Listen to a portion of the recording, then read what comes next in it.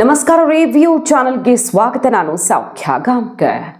Karnataka CM ಕುರ್ಚಿ ಫೈಟ್ಗೆ ಸಂಬಂಧಪಟ್ಟಂತೆ ಕೊನೆಗೂ ರಾಹುಲ್ ಗಾಂಧಿ ಅವರ ಸಂದೇಶ ಹೊರಬಿದ್ದಿದೆ. ಸಿಎಂ ಕುರ್ಚಿ ವಾರ್ಗೆ ಹಾಗಾದರೆ ಟ್ವಿಸ್ಟ್ ಏನು? ಈಗ ಡಿ.ಕೆ. ಶಿವಕುಮಾರ್ ಅವರು ಎರಡೆರಡು ಸಲ ಫ್ಲೈಟ್ ಕ್ಯಾನ್ಸಲ್ ಮಾಡಿ ಡೆಲ್ಲಿಯಲ್ಲಿ ಕಡೆ ಕ್ಷಣದಲ್ಲಿ ನಡೆಸಿರುವಂಥ ಪ್ರಯತ್ನ, ಮೀಟಿಂಗ್ಗಳ ಕಥೆ ಏನಾಯಿತು? ಡಿ.ಕೆ. ಶಿವಕುಮಾರ್ ಅವರ ನಡೆ ಈಗ ಎಲ್ಲರ ಗಮನ ಸೆಳೀತಾ ಇದೆ. ಎಂಟ್ರಿ ಕೊಡ್ತಾ ಇದ್ದ ಹಾಗೆ ಡಿ.ಕೆ. ಶಿವಕುಮಾರ್ ಅವರು ಏನು ವಿಷಯ ಅನ್ನೋದರ ಬಿಗ್ ಹಿಂಟನ್ನು ಕೊಟ್ಟಿದ್ದಾರೆ. ರಾಹುಲ್ ಗಾಂಧಿ ಅವರ ಸಂದೇಶ ಕೂಡ ಹೊರಬಿದ್ದಿದೆ.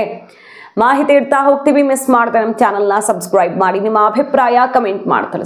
ವೀಕ್ಷಕರೇ, ನಿನ್ನೆ ಸಿದ್ದರಾಮಯ್ಯನವರು ಘೋಷಣೆ ಮಾಡಿರೋದ್ರ ಸುತ್ತ ಯಾವ ಬದಲಾವಣೆನೂ ಇಲ್ಲ ಅಂತ ಘೋಷಣೆ ಮಾಡಿ ಹೈಕಮಾಂಡ್ ಹೇಳಿದ್ರೆ ಅದಕ್ಕೆ ತಕ್ಕಂತೆ ನಡ್ಕೊಳ್ತೀವಿ ನಾನು ಮತ್ತು ಡಿ.ಕೆ. ಶಿವಕುಮಾರ್ ಅನ್ನೋ ಸ್ಟೇಟ್ಮೆಂಟನ್ನು ಕೊಟ್ಟ ಮೇಲೆ ತುಂಬಾ ಚರ್ಚೆ ಆಗ್ತಾ ಇದೆ.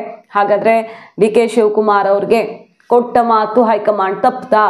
ಅವರೇ ಹೇಳಿದ ಪ್ರಕಾರ ಅಧಿಕಾರ ಹಂಚಿಕೆ ಒಪ್ಪಂದ ಆಗಿದೆ ಅಂತ ಅಲ್ವಾ? ಹಾಗಾದರೆ ಡೆಲ್ಲಿ ಮಟ್ಟದಲ್ಲಿ ಏನಾಗಿದೆ ಅನ್ನೋ ಚರ್ಚೆ ಸಿಕ್ಕಾಪಟ್ಟೆ ನಡೀತಿದೆ. ರಾಹುಲ್ ಗಾಂಧಿ ಅವರ ಭೇಟಿಗಂತೂ ಡಿ.ಕೆ. ಸಿದ್ದರಾಮಯ್ಯ ಇಬ್ಬರಿಗೂ ಅವಕಾಶ ಸಿಕ್ಕಿಲ್ಲ.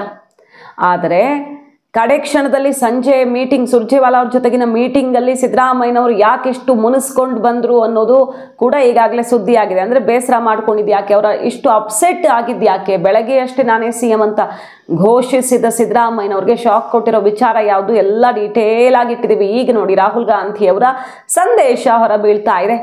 ಎಲ್ಲ ಕಡೆ ನ್ಯಾಷನಲ್ ಮೀಡಿಯಾದಲ್ಲೂ ಇದು ಕವರ್ ಆಗ್ತಿದೆ, ಗಮನ ಸೆಳೆತಿರೋ ಸುದ್ದಿ ಆಗಿದೆ. ಕರ್ನಾಟಕ ಪಾಲಿಟಿಕ್ಸಲ್ಲಿ ಬಿಗ್ ಚೇಂಜ್ ಆಗುತ್ತಾ ಅನ್ನೋ ಚರ್ಚೆ ಇರೋದ್ರಿಂದಾಗಿ ರಾಹುಲ್ ಸಂದೇಶ ಏನು, ಒಡಿಶಾಗೇನೋ ಹೋಗಿದಾರಂತೆ ರಾಹುಲ್ ಗಾಂಧಿ ಅವರು. ಮೀಟ್ ಮಾಡೋಕೆ ನಿನ್ನೆ ಸಿದ್ದರಾಮಯ್ಯನವ್ರ ಅಪಾಯಿಂಟ್ಮೆಂಟ್ ಕೇಳಿದ್ರು, ಅವ್ರು ಬರಲಿಲ್ಲ, ಸಿಗಲಿಲ್ಲ. ಕೊನೆಗೆ ಎರಡೆರಡು ಸಲ ಫ್ಲೈಟ್ ಕ್ಯಾನ್ಸಲ್ ಮಾಡಿ ಇಷ್ಟೆಲ್ಲ ಆದಮೇಲೆ ಡಿ.ಕೆ. ಶಿವಕುಮಾರ್ ಅವರು ತುಂಬಾ ಪ್ರಯತ್ನ ಪಟ್ಟಿದ್ದಾರೆ ಮೀಟ್ ಆಗಬೇಕು ಅಂತ. ಆದರೆ ರಾಹುಲ್ ಗಾಂಧಿ ಅವರು ಡಿ.ಕೆ. ಶಿವಕುಮಾರ್ ಅವ್ರಿಗೂ ಕೂಡ ಭೇಟಿಯಾಗೋದಕ್ಕೆ ಅಲ್ಲಿಗೆ ಬಂದೇ ಇಲ್ಲ. ಕಡೆಗೆ ಇವತ್ತು ಬೆಳಗ್ಗೆ ಬಂದಿದ್ದಾರೆ, 10 ಗಂಟೆಗೆ ಫ್ಲೈಟ್ಗೇನೋ ಬಂದಿದ್ದಾರೆ ಡಿ.ಕೆ. ಶಿವಕುಮಾರ್ ಅವರು. ರಾಹುಲ್ ಗಾಂಧಿ ಅವರು ಒಂದು ವಿಚಾರ ಕ್ಲಿಯರ್ ಕಟ್ಟಾಗಿ ಹೇಳಿತಾರಂತೆ. ಬಿಹಾರದ ಪೋಲಿಂಗ್ ಮುಗಿಯೋ ತನಕ, ಬಿಹಾರದ ಚುನಾವಣೆ ಮುಗಿಯೋ ತನಕ ಇದೆಲ್ಲದಕ್ಕೂ ಫುಲ್ ಸ್ಟಾಪ್. ಅದನ್ನೇ ಇಲ್ಲೂ ಹೇಳ್ತಾ ಇರೋದಲ್ವಾ, ಅಕ್ಟೋಬರ್ ನವೆಂಬರ್ ಕ್ರಾಂತಿ ಅಂತ. ಸೊ ಅಲ್ಲಿ ತನಕ ಸಿದ್ದರಾಮಯ್ಯನವರು ಕೊಟ್ಟಿರುವಂಥ 2.5 ವರ್ಷಗಳ ಅವಧಿಯ ಡೆಡ್ಲೈನು ಬಂದುಬಿಡತ್ತೆ. ಬಿಹಾರದ ಎಲೆಕ್ಷನ್ ಮುಗಿಯುತ್ತೆ. ಯಾಕಂದರೆ OBC ಸಮುದಾಯ ಅಲ್ಲಿ ಅತ್ಯಂತ ನಿರ್ಣಾಯಕ. ಆ ಮತ ಬ್ಯಾಂಕೇ ಕಾಂಗ್ರೆಸ್ ಅಥವಾ BJPನ, JDUನ, RJDನ ಅಂತ ನಿರ್ಧರಿಸೋದು ಅನ್ನೋ ಮಟ್ಟಿಗೆ OBC ವೋಟ್ ಬ್ಯಾಂಕ್ ನಿರ್ಣಾಯಕ. OBCಯ ಬಿಗ್ ಲೀಡರ್ ಆಗಿದ್ದಾರೆ ಸಿದ್ದರಾಮಯ್ಯನವರು. ಹಾಗಾಗಿ ಅವರನ್ನು ಡಿಸ್ಟರ್ಬ್ ಮಾಡೋದಕ್ಕಂತೂ ರೆಡಿ ಇಲ್ಲ ಹೈಕಮಾಂಡ್, ಬಿಹಾರ ಪೋಲಿಂಗ್ ಮುಗಿಯೋ ತನಕ. ಸೊ ಖರ್ಗೆ ಅವರ ಮೂಲಕ ಈ ಸಂದೇಶ ಬಂದಿದೆ ಅನ್ನೋದು ಗೊತ್ತಾಗ್ತಿದೆ. ಸುರ್ಜೇವಾಲಾ ಅವರು ಕೂಡ ಈ ಸಂದೇಶವನ್ನು ಹೇಳಿ ಡಿ.ಕೆ. ಶಿವಕುಮಾರ್ ಅವ್ರನ್ನ ಕಳಿಸ್ಕೊಟ್ಟಿದ್ದಾರೆ. ನೀವು ಹೋಗಿರಿ ರಾಜ್ಯಕ್ಕೆ, ಇಲ್ಲಿ ವೆಯ್ಟ್ ಮಾಡೋದ್ರಿಂದ ಏನಾಗುತ್ತೆ, ನಾನು 16ನೇ ತಾರೀಕಿನ ಬರ್ತಾ ಇದ್ದೀನಿ ಅಂತ ಹೇಳಿ ಸುರ್ಜೇವಾಲಾ ಅವರು ಡಿ.ಕೆ. ಶಿವಕುಮಾರ್ ಅವ್ರನ್ನ ಕಳಿಸ್ಕೊಟ್ಟಿದ್ದಾರೆ. ಸೊ ರಾಹುಲ್ ಗಾಂಧಿ ಅವರು ಕ್ಲಿಯರ್ ಕಟ್ಟಾಗಿ ಹೇಳಿದ್ದಾರೆ, ಈಗ ಜುಲೈ ಅರ್ಧ ಮುಗಿದಿದೆ, ಆಗಸ್ಟು, ಸೆಪ್ಟೆಂಬರು, ಅಕ್ಟೋಬರು, ನವೆಂಬರ್ ತನಕ ಅಂದರೆ ಇನ್ನು 4 ತಿಂಗಳಂತೂ ಸಿಎಂ ಬದಲಾವಣೆ ಇಲ್ಲ. ಅಷ್ಟರ ಮಟ್ಟಿಗೆ ಸಿದ್ದರಾಮಯ್ಯನವ್ರಿಗೆ ತಾತ್ಕಾಲಿಕ ರಿಲೀಫ್ ಸಿಕ್ಕಿದೆ. ಆದರೆ ಬಿಹಾರ ಪೋಲಿಂಗ್ ಮುಗಿತಾ ಇದ್ದ ಹಾಗೆ ಕರ್ನಾಟಕ ಪಾಲಿಟಿಕ್ಸಲ್ಲಿ ಬಿಗ್ ಡೆವಲಪ್ಮೆಂಟ್ ಆಗತ್ತೆ ಅನ್ನೋದ್ರ ಕ್ಲಿಯರ್ ಪಿಕ್ಚರ್ ಕೂಡ ಹೌದು. ಇಲ್ಲವಾದಲ್ಲಿ ಹೆಂಗೂ ಸಿದ್ದರಾಮಯ್ಯನವ್ರು ಫುಲ್ ಸ್ಟಾಪ್ ಅಂತ ಹೇಳಿದಾಗಲೇ ಎಲ್ಲರೂ ಕ್ಲೋಸ್ ಮಾಡಿಬಿಡ್ಬೋದಿತ್ತು ಚಾಪ್ಟರನ್ನು. ನಿನ್ನೆ ಖರ್ಗೆ ಅವರನ್ನು ಈ ವಿಚಾರ ಕೇಳಿದ್ರೆ ನೋ ರಿಯಾಕ್ಷನ್, ಅವರ ಆನ್ಸರೇ ಬರಲ್ಲ. ಆ ಕಡೆ ರಾಹುಲ್ ಗಾಂಧಿ ಅವರ ಸಂದೇಶ ಬಿಹಾರದ ಎಲೆಕ್ಷನ್ ಮುಗಿಯೋ ತನಕ ಯಥಾಸ್ಥಿತಿ ಮುಂದುವರಿಯತ್ತೆ, ಅಲ್ಲಿ ತನಕ ಮುಂದುವರಿಯತ್ತೆ ಅಂದರೆ ಅದಾದಮೇಲೆ ಏನಾಗುತ್ತೆ ಅನ್ನೋ ಪ್ರಶ್ನೆನೇ ಅಲ್ವಾ ನೆಕ್ಸ್ಟ್ ಬರೋದು. ಹಾಗಾಗಿ ಸಿದ್ದರಾಮಯ್ಯನವ್ರು ಹೇಳ್ದಂತೆ ಇದು ಫುಲ್ ಸ್ಟಾಪ್ ಅಲ್ಲ, ಬದಲಾಗಿ ಪಾಸ್ ಆಗಿದೆ ಅನ್ನುವಂಥ ಒಂದು ಪಿಕ್ಚರ್ ಸಿಗ್ತಾ ಇದೆ. ಈಗ ರಾಹುಲ್ ಗಾಂಧಿ ಅವ್ರನ್ನ ಮೀಟ್ ಮಾಡಬೇಕು ಅನ್ನೋ ಪ್ರಯತ್ನ ತುಂಬಾ ನಡೀತು, ಬಟ್ ಆಗಲಿಲ್ಲ. ಸಿದ್ದರಾಮಯ್ಯನವ್ರಿಗೆ ಸಿಟ್ಟು ಬಂದಿರೋದೇ ಅಲ್ಲಿ. ಪರಿಷತ್ ನಾಮನಿರ್ದೇಶನ ಸಿದ್ದರಾಮಯ್ಯನವ್ರು ಕೊಟ್ಟಿರುವಂಥ ಹೆಸರುಗಳು, ಅದಕ್ಕೆ AICC ಅಧ್ಯಕ್ಷರು ಸಹಿ ಮಾಡಿ ಫೈನಲ್ಲು ಮಾಡಿಬಿಟ್ಟಿದ್ದಾರೆ. ಆಲ್ರೆಡಿ ಇದರ ಬಗ್ಗೆ ರಿಪೋರ್ಟ್ ಮಾಡಿದ್ದೀವಿ. ಜಸ್ಟ್ ಕ್ವಿಕ್ಕಾಗಿ ಆ ಸುದ್ದಿಯನ್ನು ಹೇಳಿಬಿಡ್ತೀನಿ. ಯಾಕೆ ಸಿದ್ದರಾಮಯ್ಯನವ್ರಿಗೆ ನಿನ್ನೆ ನಾನೇ ಸಿಎಂ ಅನೌನ್ಸ್ಮೆಂಟ್ ಬೆನ್ನಲ್ಲೇ ಶಾಕ್ ಎದುರಾಗಿದೆ ಅಂತ ನೋಡಿ. ಅವರು ತಾನು ಕೊಟ್ಟು ಪಟ್ಟಿ ಸಹಿ ಆದ್ಮೇಲೆ ಅದು ಹೆಂಗ್ ಹೋಲ್ಡ್ ಮಾಡ್ತೀರಿ ಅಂತಿದ್ದಾರೆ. ಸುರ್ಜೇವಾಲಾ ಅವರು ಮೇಡಮ್ ಆದೇಶ ಅಂತ ಫೋನ್ ಮಾಡಿ ಹೇಳಿದ್ರಂತೆ. ನಿನ್ನೆ ರಾಹುಲ್ ಗಾಂಧಿ ಅವರು ಬಂದ ಮೇಲೆ ಅವರಿಂದ ಫೈನಲ್ ಆಗತ್ತೆ, ಆಯ್ತು ಲಾಸ್ಟ್ ನಿಮ್ಮ ಪ್ರಯತ್ನ ಅಂತ ಮಾಡೋದಿದ್ರೆ ರಾಹುಲ್ ಗಾಂಧಿ ಅವ್ರ ಮೂಲಕ ಮಾಡ್ಕೊಳ್ಳಿ ಅನ್ನೋ ರೀತಿಯಲ್ಲಿ ಸಿದ್ದರಾಮಯ್ಯನವ್ರಿಗೆ ಸಂದೇಶ ಇತ್ತು. ಇನ್ನೂ ಅದನ್ನ ಕ್ಲಿಯರ್ ಮಾಡಿಲ್ಲ. ಸಿದ್ದರಾಮಯ್ಯನವ್ರು ಕೊಟ್ಟ ಹೆಸರುಗಳು ಸಹಿ ಆಗಿದ್ದನ್ನ ಹೋಲ್ಡ್ ಮಾಡೋ ಮೂಲಕ ಬಹಳ ದೊಡ್ಡ ಮುಜುಗರದಂತಾಗಿದೆ ಸಿದ್ದರಾಮಯ್ಯನವ್ರಿಗೆ. ಎಲ್ಲರಿಗೂ ಹೇಳಿಬಿಟ್ಟಿದ್ದೀನಿ, ಈಗ ಕ್ಯಾನ್ಸಲ್ ಮಾಡಿದ್ರೆ ಅದು ದೊಡ್ಡ ಸೆಟ್ ಬ್ಯಾಕ್ ಆಗುತ್ತೆ, ಹಾಗೆಲ್ಲ ಆಗಲ್ಲ ಅಂತ ಸಿಟ್ಟು ಮಾಡ್ಕೊಂಡಿದ್ದಾರೆ. ಡಿ ಕೆ ಶಿವಕುಮಾರ್ ಅವರು ತನ್ನ ಆಪ್ತರಿಗೂ ಕೊಡಲೇಬೇಕು ಅಂತ ನಿನ್ನೆ ದಾಳವನ್ನು ಉರುಳಿಸಿದ್ದಾರೆ. ಹಾಗಾಗಿ ರಾಹುಲ್ ಗಾಂಧಿ ಅವರನ್ನ ಕೇಳಿ ಎಲ್ಲ ಫೈನಲ್ ಆಗಿ ನಿಗಮ ಮಂಡಳಿ ವಿಚಾರದಲ್ಲೂ ಜಟಾಪಟಿ ಜೋರಾಗಿದೆ. CM DCM ಬಣದ ನಡುವೆ DCM ಡಿ ಕೆ ಶಿವಕುಮಾರ್ ಅವರು ಪಟ್ಟು ಸಡಲಿಸ್ತಾನೆ ಇಲ್ಲ. ಸೊ 16ನೇ ತಾರೀಕಿಗೆ ಇದೆಲ್ಲ ಫೈನಲ್ ಮಾಡಿಕೊಂಡು ಸುರ್ಜೇವಾಲಾ ಅವರು ಮತ್ತೆ ರಾಜ್ಯಕ್ಕೆ ಬರ್ತಾ ಇದ್ದಾರೆ.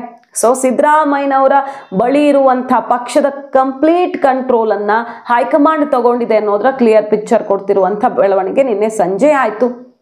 ಈಗ ನೋಡಿ ಡಿ ಕೆ ಶಿವಕುಮಾರ್ ಅವರು ಏನು ಹೇಳ್ತಿದ್ದಾರೆ. ಫಸ್ಟ್ ರಿಯಾಕ್ಷನ್ ಸಿದ್ದರಾಮಯ್ಯನವರ ಈ ಘೋಷಣೆಯ ಬಳಿಕ ಡಿ ಕೆ ಶಿವಕುಮಾರ್ ಅವರ ಫಸ್ಟ್ ರಿಯಾಕ್ಷನ್, ನಾನೇನು ಪದೇ ಪದೇ ಮಾತಾಡ್ತಿರ್ಲಿ, ನಾನೊಬ್ಬ ಪಕ್ಷದ ಅಧ್ಯಕ್ಷನಾಗಿ ಏನು ಕೆಲಸ ಮಾಡಬೇಕು ಮಾಡ್ತಾ ಇದ್ದೀನಿ. ಸಿದ್ದರಾಮಯ್ಯನವರು ಏನು ಹೇಳಿದ್ದಾರೆ ನಾನೆಲ್ಲ ಕೇಳಿಸ್ಕೊಂಡಿದ್ದೀನಿ. ನಾನು ಪದೇ ಪದೇ ಅದಕ್ಕೆ ರಿಯಾಕ್ಟ್ ಮಾಡ್ತಾ ಇರೋಕ್ಕಾಗಲ್ಲ. ಅದನ್ನೇ ಮಾತಾಡೋದು ಚೆನ್ನಾಗಿರಲ್ಲ, ನೀವು ಕೇಳೋದು ಚೆನ್ನಾಗಿರಲ್ಲ. ಯಾರು ಮಾತಾಡ್ತಿದ್ದಾರೋ ಅವರು ಪ್ರಶ್ನೆ ಉತ್ತರ, ಈ ಪಾಯಿಂಟ್ ನೋಡಿ, ಯಾರು ಮಾತಾಡ್ತಿದ್ದಾರಲ್ಲ ಈ ಡೆವಲಪ್ಮೆಂಟ್ಸ್ ಬಗ್ಗೆ, ಅವರು ಪ್ರಶ್ನೆಯನ್ನೂ ಅವರೇ ಕೇಳ್ಕೊಂಡು ಉತ್ತರವನ್ನೂ ಅವರೇ ಹೇಳ್ತಿದ್ದಾರೆ ಅನ್ನುವ ಒಂದು ಪಾಯಿಂಟ್ ಬರುತ್ತೆ. ಅವರು ಸಾಧ್ಯವಾದಷ್ಟು ಕಂಟ್ರೋಲ್ ಮಾಡ್ತಾರೆ, ಇದ್ರ ಬಗ್ಗೆ ಏನೂ ಮಾತಾಡಬಾರ್ದು ಈ ಸಲ ಅಂತ. ಆದರೂ ಒಂದು ಮಾತು ಬಂದು ಹೋಗುತ್ತೆ, ಪ್ರಶ್ನೆನೂ ಅವರದ್ದೇ ಉತ್ತರನೂ ಅವರದ್ದೇ. ಸೊ ಅವರ ಮನಸ್ಸಿಗೆ ತೋಚಿದಂತೆ ಮಾಡ್ತಿದ್ದಾರೆ.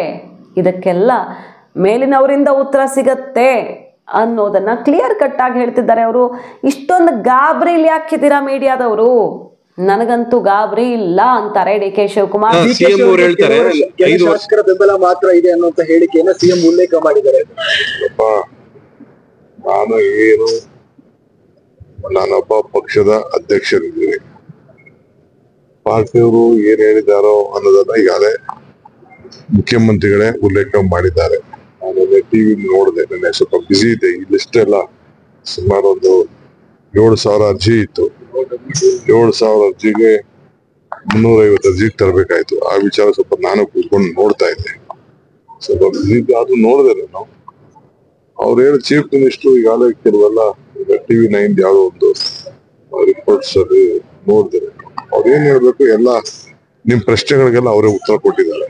ಸರ್ ಮುಂದಿನ ನಮ್ಮ ನಾಯಕತ್ವದಲ್ಲಿ ನಾನು ಅವರೇ ಉತ್ತರ ಕೊಟ್ಟಿದ್ದಾರೆ.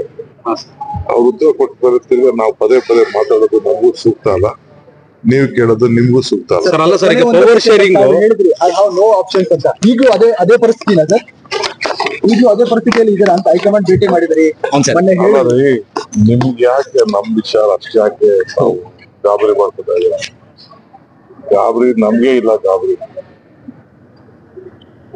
ಅಲ್ಲ. DKಶಿ ಅವರು CM ಆಗ್ಬೇಕಂತ ಹೇಳಿ ಬಹಳಷ್ಟು ಜನರು ಕೂಗಿದೆ ಸರ್.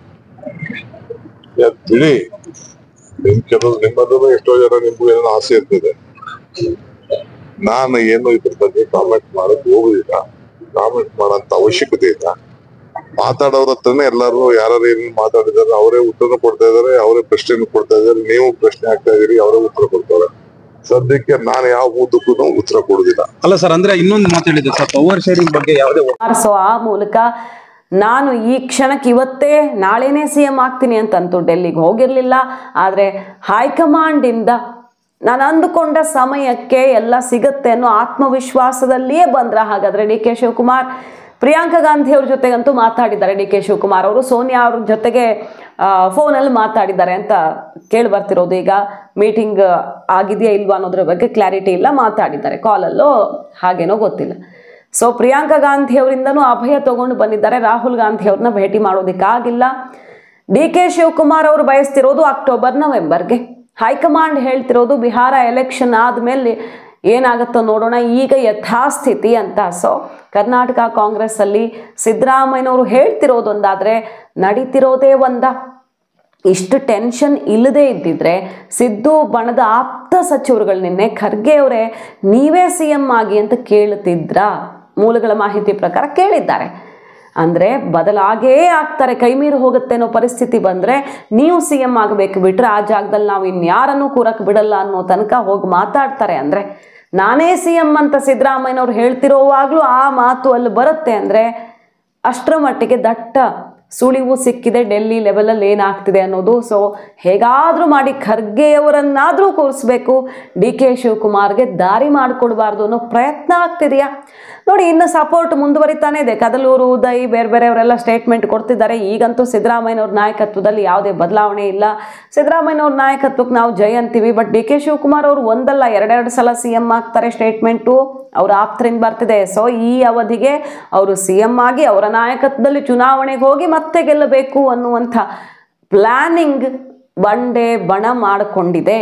ಕಾದ್ ನೋಡಬೇಕು ಬಿಹಾರದ ಚುನಾವಣೆಯ ಬಳಿಕದ ಅಸಲಿಯತ್ತು ಏನು ಅಂತ. ಮಾಹಿತಿ ನಿಮ್ಗೆ ಇಷ್ಟ ಆಗಿದ್ರೆ ಮಿಸ್ ಮಾಡಿದ್ರೆ ನಮ್ಮ ಚಾನಲ್ನ ಸಬ್ಸ್ಕ್ರೈಬ್ ಮಾಡಿ, ನಿಮ್ಮ ಅಭಿಪ್ರಾಯ ಕಮೆಂಟ್ ಮಾಡಿ ತಿಳಿಸಿ. Thank you.